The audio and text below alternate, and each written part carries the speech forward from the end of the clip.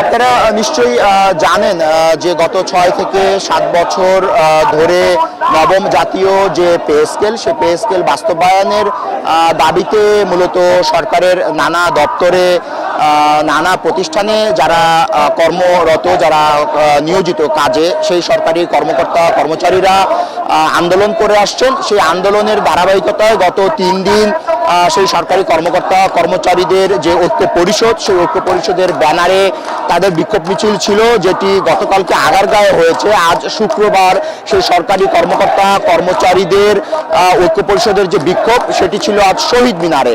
শহীদ মিনার থেকে তারা বেলা 11:30-এর পর একটি ভোকা মিছিল নিয়ে তারা যমুনা অভিমুখে, অর্থাৎ প্রধান উপদেষ্টার যে বাসভবন, সেই বাসভবন অভিমুখে তারা একটি ভোকা মিছিল করে। আমরা দেখেছি তাদের হাতে সময় থালাবাটি ছিল, সেই থালাবাটি নিয়ে মূলত তারা যমুনার অভিমুখে তারা একটি ভোকা মিছিল করে। সেখানে তারা 11:40-এর দিকে তারা যমুনার যে ব্যারিকেড, সেই ব্যারিকেডের সামনে, অর্থাৎ ইন্টারকন্টিনেন্টালের সামনে তারা চলে আসে। সেখানে পুলিশ কিছুটা শিথিল ছিল। শিথিল থাকার কারণে সেই পুলিশি ব্যারিকেড ভেঙে একরকম হাজার হাজার সরকারি কর্মকর্তা কর্মচারী তারা মূলত প্রধান উপদেষ্টার বাসভবনের কাছাকাছি চলে যায়। সেখানে প্রধান উপদেষ্টার প্রধান ফটক, সেই ফটকে তারা অবস্থান করে মূলত নবম জাতীয় যে পে স্কেল, সেই পে স্কেল বাস্তবায়নের দাবিতে মূলত সেখানে শান্তিপূর্ণ অবস্থান তারা শুরু করে।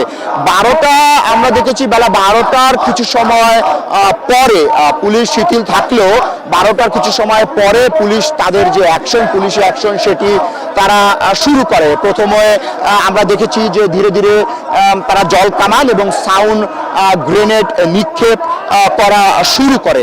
তার পরপরই যমুনার সামনে যে অবস্থান, যে কর্মসূচি ছিল সরকারি কর্মকর্তা কর্মচারীদের, সেই অবস্থান কর্মসূচি ছত্রভঙ্গ হয়ে যায়। তাদেরকে এক পর্যায়ে পুলিশ ছত্রভঙ্গ করতে সক্ষম হয়। আপনি নিশ্চয়ই এখন দেখতে পাচ্ছেন যে ঠিক ইন্টারকন্টিনেন্টালের যে হোটেল, সেই হোটেলের একেবারে পশ্চিম পাশে এখন সরকারি যে কর্মকর্তা কর্মচারী রয়েছে, হাজার হাজার সরকারি কর্মকর্তা কর্মচারী এখানে অবস্থান করছে। তাদের দাবি মূলত যে অবিলম্বে যে পে স্কেল সেটি দিতে হবে এবং সেটি বাস্তবায়ন করে একটি গেজেট প্রকাশ করতে হবে।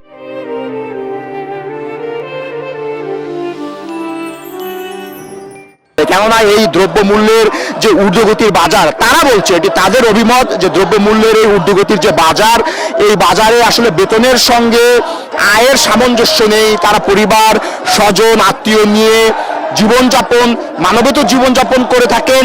সেই কারণে মূলত তাদের বেতন বাড়াতে হবে। তাদের পে স্কেল এর দাবিটা আসলে গ্রহণ করে সেটি গেজেট আকারে প্রকাশ করতে হবে। এখানে যারা আন্দোলন করছেন তারা নানা দপ্তরের সরকারি কর্মকর্তা কর্মচারী, মূলত সেই ঐক্য পরিষদের ব্যানারেই এই আন্দোলনটি হচ্ছে।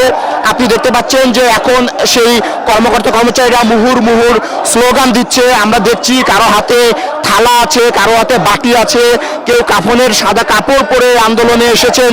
তারা বলছেন যে আসলে এই যে দ্রব্যমূল্য ঊর্ধ্বগতি, এই ঊর্ধ্বগতিতে তারা মানবেতর জীবনযাপন করছেন। সেজন্য মূলত তাদের নবম জাতীয় যে পে স্কেল, সেটি বাস্তবায়ন এখন সময়ের দাবি এবং সেটি অবশ্যই এই অন্তর্বর্তী সরকার তাদের প্রতি সহানুভূতিশীল হবেন এবং তাদের যে দাবিগুলো রয়েছে সেই দাবি দাওয়াগুলো তারা মেনে নেবেন। আমরা মূলত 12টার দিকে প্রধান উপদেষ্টা বাসভবনের সামনে ছিলাম। সেখানেই সরকারি কর্মকর্তা কর্মচারীরা অবস্থান করেছিল। মূলত 12টার কিছু সময় পরে পুলিশ তাদের যে অ্যাকশন সেটি শুরু করে। আমরা দেখেছি যে 30টিরও অধিক তারা টিয়ার শেল নিক্ষেপ করেছে এবং গরম পানির যে জল কামান রয়েছে, সেই জল কামান তারা তারা এই আন্দোলনকারীদের উপরে, বা যারা যে দাবি নিয়ে এসেছেন সরকারি ঐক্য পরিষদ, সেই ঐক্য পরিষদের উপরে মূলত তারা এই পুলিশ জল কামান নিক্ষেপ করে। তখন মূলত এই যে অবস্থান ছিল তাদের অবস্থান ছত্রভঙ্গ হয়ে যায় এবং এর কিছু অংশ চলে যায় মিন্টু রোডের দিকে এবং সিদ্ধেশ্বরীর দিকে। বাকি অংশটি চলে আসে শাহবাগ, এদিকে বাংলা মোটর এবং ইন্টারকন্টিনেন্টালের পশ্চিম পাশে তারা এখন এখানে অবস্থান করছে। আপনি দেখতে পাচ্ছেন যেখানে মুহুর্মুহুর স্লোগান দিচ্ছে যারা সরকারের নানা দপ্তরে নিয়োজিত, যারা সরকারের নানা দপ্তরে কাজ করে থাকেন, তারা মূলত এই যে জাতীয় যে নবম জাতীয় পে স্কেল বাস্তবায়নের দাবিতে মূলত আন্দোলনটি করছেন। একটু বলে রাখি, মোটা দাগে এভাবে বলা যায় যে এই যে সারা বাংলাদেশের আগত ওই যে যারা সরকারি কর্মকর্তা কর্মচারী রয়েছেন, তাদের আন্দোলনের ফলে কিন্তু সরকারের নানা দপ্তরের কাজ এরই মধ্যে স্থবির হয়ে পড়েছে এবং সরকারি যে সেবা, সেই সেবা থেকে নাগরিকরা বঞ্চিত হচ্ছেন। সরকারের নানা দপ্তরে তারা কাজ করে থাকেন, যেহেতু তারা এখন আন্দোলনে আছেন, যেহেতু তারা এখন একটি দাবি দেওয়ার মধ্যে তারা ঢাকায় চলে এসেছেন, সে কারণে কিন্তু নানা জেলায়, নানা শহর উপশহরে কিন্তু যে নাগরিক সেবা, সেই নাগরিক সেবা থেকে কিন্তু বঞ্চিত হচ্ছে জনগণ। সেটি তো আছেই। আমরা এদের সঙ্গে কথা বলেছিলাম, সরকারি কর্মকর্তা কর্মচারীরা আমাদেরকে বলেছেন যে তাদের দাবি দেওয়া মানা হলে তারা কর্মে ফিরে যাবেন, তাদের দাবি দেওয়া মানা হলে তারা আবার কর্মস্থলে ফিরে যাবেন এবং রাষ্ট্রের যে সেবা, সেই সেবা প্রদানে নিজেদেরকে যুক্ত করবেন। এখন পর্যন্ত একটু বলে রাখি, এখানে যারা আন্দোলন করছেন তারা অভিযোগ করেছে যে এখন পর্যন্ত তাদের 75 জন সহকর্মী আহত হয়েছেন। অর্থাৎ পুলিশের যে অ্যাকশন, পুলিশ যে এই জমায়েত যে ছত্রভঙ্গ করতে চেয়েছে, সেই ছত্রভঙ্গ করার সময় এখন পর্যন্ত তাদের 75 জন আহত হয়েছে বলে কিন্তু আন্দোলনকারীরা আমাদেরকে জানিয়েছেন।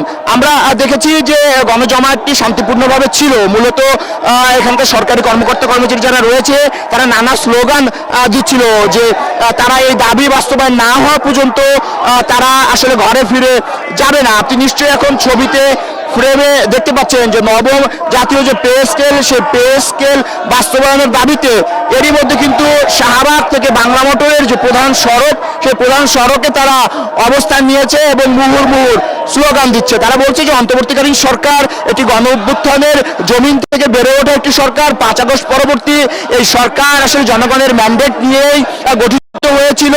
এই জনগণের সরকার এবং এই গণঅভ্যুত্থান পরবর্তী থেকে গড়ে ওঠা যে সরকার অন্তর্বর্তীকালীন সরকার, সেই সরকার অবশ্যই মানবিকতার খাতিরে, মানবিক দিক থেকে, মানবিক দৃষ্টিকোণ থেকে সরকারি কর্মকর্তা কর্মচারীদের যে দাবি অর্থাৎ নবম জাতীয় পে স্কেল, সেটি তারা মেনে নেবেন এবং তাদের সকল দাবি দেওয়া মেনে নিয়ে একটি শান্তিপূর্ণ একটি সমাধানে আসবে বলে এখানকার বিক্ষোভকারী যারা রয়েছে তারা মূলত আশা করছে। আমরা একাধিক বিক্ষোভকারীদের সঙ্গে কথা বলেছি, তারা বলছেন যে বিগত 3 দিন ধরে তাদের অবস্থান চলছিল ঢাকার নানা স্থানে, সেখান থেকে মূলত তারা পরে জড়ো হয়ে কেন্দ্রীয় শহীদ মিনারে সকালে অবস্থান করছিলেন এবং সেখান থেকেই মূলত 11টা 30-এর পর তারা একটি ভুকা মিছিল নিয়ে যমুনা অভিমুখে তারা চলে আসে মূলত ভুকা মিছিলটি নিয়ে। এর পরপরই আমরা দেখেছি যে এই আন্দোলনটা করতে।